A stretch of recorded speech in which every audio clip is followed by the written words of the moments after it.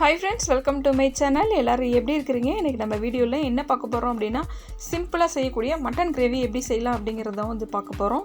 தேங்காய் சேர்த்து mutton gravy எப்படி செய்யறங்கறத ஏற்கனவே வந்துட்டு ஒரு வீடியோ போட்டுருக்கேங்க. நீங்க டிஸ்கிரிப்ஷன் பாக்ஸ்ல லிங்க்கும் தரேன். நீங்க பிளேலிஸ்ட்ல போய் பார்த்து செக் பண்ணி பாத்தீங்கன்னா உங்களுக்கே தெரியும். இப்போ இந்த கிரேவி வந்து பாத்தீங்கன்னா தேங்காய் எதுவும் சேர்க்காம ரொம்ப சிம்பிளா செய்யற மாதிரி இருக்குங்க. இந்த கிரேவி நல்ல டேஸ்டாவே இருக்கும். அது எப்படி செஞ்சேங்கறத வாங்க வீடியோல போய் பாத்துருவோம். 300 கிராம் மட்டன் எடுத்துருக்கேங்க. அதை நல்லா மஞ்சள் தூள் போட்டு வாஷ் பண்ணி எடுத்துகிட்டு வந்திருக்கேன். இதை வந்து நம்ம வந்து குக்கரில் சேர்த்துக்கலாம். நீங்கள் வந்து நான் இன்றைக்கி எலும்பு இல்லாத மட்டன் தான் எடுத்துருக்கேன். நீங்கள் எலும்போடு போட்டிங்கன்னா கூட இன்னும் கொஞ்சம் டேஸ்ட்டாக தாங்க இருக்கும். இப்போ இதோடு வந்துட்டு பார்த்திங்கன்னா ஒரு 3/4 டீஸ்பூன் அளவுக்கு மிளகாத்தூள் இதோடு வந்துட்டு சேர்த்துருங்க. அதே அளவு வந்து பார்த்திங்கன்னா மல்லித்தூள் வந்துட்டு இதோடு சேர்த்துக்கிறேன். மஞ்சத்தூள் வந்து பார்த்திங்கன்னா 1/4 டீஸ்பூன் அளவுக்கு இதோடு வந்துட்டு சேர்த்துறேன். கரம் மசாலா வந்து பார்த்திங்கன்னா ஒரு 3/4 டீஸ்பூன் அளவுக்கு இதோட சேர்த்துக்கோங்க. ஃப்ரெஷ்ஷாக அரைச்ச இஞ்சி பூண்டு பேஸ்ட் வந்து பார்த்திங்கன்னா கொஞ்சமாக வந்துட்டு இதோட வந்துட்டு சேர்த்துருங்க. ஏன்னா நம்ம மட்டன் கொஞ்சமாக தான் எடுத்துருக்கோம், அதனால தான் இஞ்சி பூண்டு எல்லாமே கம்மியாக வந்து சேர்க்குறோம். ஒரு 2 டீஸ்பூன் அளவுக்கு எண்ணெய் இதோட வந்துட்டு சேர்த்துருங்க. இப்போ இது எல்லாத்தையும் சேர்த்து நல்லா ஒன்றா மிக்ஸ் பண்ணி விட்டுருங்க. நம்ம போட்டிருக்க எண்ணெய் இந்த மசாலா எல்லாம் ஒன்றா மிக்ஸ் ஆகிற அளவுக்கு மட்டனோட சேர்கிற அளவுக்கு நல்லா இந்த மாதிரி வந்து மிக்ஸ் பண்ணி விட்டுக்கோங்க.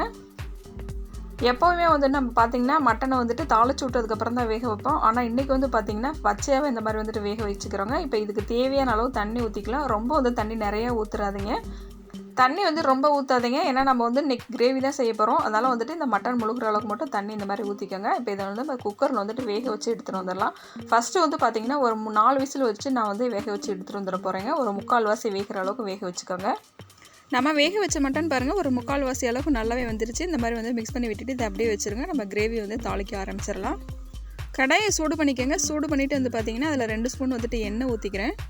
பட்டை, கிராம்பு, அன்னாசிப்பூ, சோம்பு கொஞ்சம் எடுத்துருக்கேங்க. இது எல்லாத்தையும் வந்துட்டு நம்ம இந்த எண்ணெயில் வந்துட்டு சேர்த்துடலாம். இதோடு வந்துட்டு பார்த்திங்கன்னா பிரியாணி இலை வந்துட்டு பார்த்திங்கன்னா சின்னதாக ஒரு பீஸ் எடுத்திருக்கேன். அதையும் வந்துட்டு இதோடு வந்துட்டு சேர்த்துடலாம். காஞ்ச மிளகாய் ஒன்று வந்து பார்த்திங்கன்னா இந்த மாதிரி வந்து 2ஆக கட் பண்ணி இதோடு சேர்த்துருங்க. நாம் இதில் தேங்காய் எதுவும் சேர்க்க போகிறது இல்லைங்க. அதனால் கிரேவி கொஞ்சம் கூடுதலாக வேணும்னா இதோட வந்துட்டு பார்த்திங்கன்னா ஒரு வெங்காயம் இந்த மாதிரி கட் பண்ணி இதோட சேர்த்துருங்க. கருவேப்பிலை கொஞ்சமாக சேர்த்துட்டு இது நல்லா வந்துட்டு மிக்ஸ் பண்ணி விடுங்க. வெங்காயம் கொஞ்சம் வந்து வதங்கினோடனே தக்காளி பழம் ஒன்று கட் பண்ணி எடுத்துருக்கேன், கொஞ்சம் பெரிய சைஸாக. அந்த தக்காளி பழத்தையும் இதோட சேர்த்து நல்லா வந்து வதக்கி விட்டுடலாம். நாம் இதில் இஞ்சி பூண்டு எதுவும் சேர்க்குறது இல்லைங்க, ஏன்னா நம்ம வந்து வேக வச்சதுலேயே இஞ்சி பூண்டு சேர்த்துருக்கோம். அதனால் இஞ்சி பூண்டு எதுவும் இதுக்கு தேவையில்லை. நம்ம 3/4 வாசி வேக வச்சுருக்க மட்டனை வந்துட்டு இதோட சேர்த்துடலாங்க. தண்ணி சேர்க்கக்கூடாது, மட்டனை மட்டும் சேர்த்துட்டு இது நல்லா வந்துட்டு பார்த்திங்கன்னா ஒரு 2 நிமிஷம் நல்லா வந்துட்டு வதக்கிக்கோங்க. இந்த வெங்காயம் தக்காளியோட இந்த மட்டனை வந்து நல்லா வந்து வதங்கணுங்க. அடுப்பை வந்துட்டு மீடியம் ஃப்ளேம்லேயே வச்சுட்டு ஒரு 2 நிமிஷம் வந்து நல்லா வதக்கி விட்டுருங்க. அதுக்கப்புறம் வந்துட்டு நம்ம வேக வச்ச தண்ணி இருக்குது பார்த்திங்களா, அதை வந்துட்டு இதோடு வந்துட்டு சேர்த்துடலாம். நம்ம இதுக்கு எக்ஸ்ட்ரா மசாலா எதுவும் சேர்க்குறது இல்லைங்க, ஏன்னா நம்ம வந்து ஃபஸ்ட்டு வேக வைக்கிறப்பே மசாலா சேர்த்துட்டோம். அதுவே வந்துட்டு போதுமான அளவாக இருக்கும் இந்த 300 கிராம் மட்டனுக்கு. இதை இந்த மாதிரி வந்துட்டு மிக்ஸ் பண்ணி விட்டுட்டு மூடி போட்டு மூடி வச்சுருங்க. நல்லா வந்துட்டு பார்த்திங்கன்னா கரெக்டாக 2 நிமிஷம் வந்துட்டு நல்லா மீடியம் ஃப்ளேம்லேயே வந்துட்டு வேகட்டுங்க. இது இப்போ 2 நிமிஷம் ஆயிடுச்சு. இங்கே பாருங்கள், நம்ம ஊற்றின தண்ணி ஃபுல்லாமே வந்துட்டு ட்ரை ஆயிடுச்சு. இப்போ லாஸ்ட்டாக வந்துட்டு இதோட வந்துட்டு 1 ஸ்பூன் அளவுக்கு பெப்பர் பவுடர் இதோடு வந்துட்டு சேர்த்துங்க. இது எல்லாத்தையும் சேர்த்து நல்லா ஒன்றா மிக்ஸ் பண்ணி விட்டுட்டு அடுப்பை மீடியம் ஃப்ளேம்லேயே வச்சு இன்னும் 1 நிமிஷம் வந்துட்டு இதை வேக வச்சு எடுத்தால் நம்மளோட சுவையான மட்டன் கிரேவி ரெடி ஆயிருங்க. உங்களுக்கு கிரேவி மாதிரி வேணும்னா இந்த பதத்துலேயே வந்துட்டு எடுத்துடலாங்க. இன்னும் ட்ரை ரோஸ்ட் ஆகணும் அப்படின்னு நினச்சிங்கன்னா இன்னும் கூட வேக வச்சிங்கன்னா மட்டன் ஃபுல்லாமே வந்துட்டு ட்ரையாக வந்துடும். நான் இந்த பதத்துலேயே வந்துட்டு எடுத்துக்கிறேங்க. இந்த கிரேவியை நீங்களும் வீட்டில் செஞ்சு பார்த்துட்டு எப்படி வந்துருந்துச்சு அப்படிங்கிறத எனக்கு கமெண்ட் பண்ணுங்கள்.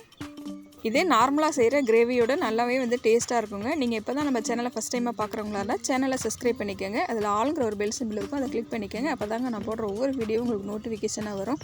தேங்க்ஸ் ஃபார் வாட்சிங்.